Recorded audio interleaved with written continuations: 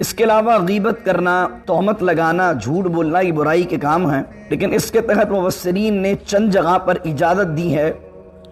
کہ کہاں کہاں کس کی برائی کو بیان کیا جا سکتا ہے۔ اس حدیث سے علماء نے بیان کیا ہے یہاں پر اسی کے تحت کہ اگر کسی بچی کا یا کسی بچے کا کسی خاندان میں رشتہ ہونے والا ہے اور کوئی آپ کے پاس مشورہ کرنے آتا ہے، یار وہ خاندان والے لوگ کیسے ہیں، لڑکا کیسا ہے، لڑکی کیسی ہے، اب آپ یہ سوچیں کہ یار میں بیچ میں کیوں بولوں، میں برائی کیوں لوں۔ آپ پر یہ ذمہ داری ہے، امانت ہے کہ اگر رشتہ صحیح جگہ سے نہیں آیا، لڑکے میں کوئی فالٹ ہے، لڑکی میں کوئی فالٹ ہے، یا خاندان درست نہیں ہے ایک طرف کے، تو آپ اس کو مشورہ دیں کہ یار یہاں نکاح نہ کرو، پریشانی میں آؤ، یا لڑکے کے اندر یہ برائیاں ہیں، میرے علم کے مطابق یہ رشتہ مناسب نہیں ہے، یا میرے علم کے مطابق میں نے لڑکے کے اندر یہ برائیاں دیکھی ہیں۔ یہ بتانا بھی غیبت کرنا نہیں ہے، یہ بتانا بھی نیکی ہے۔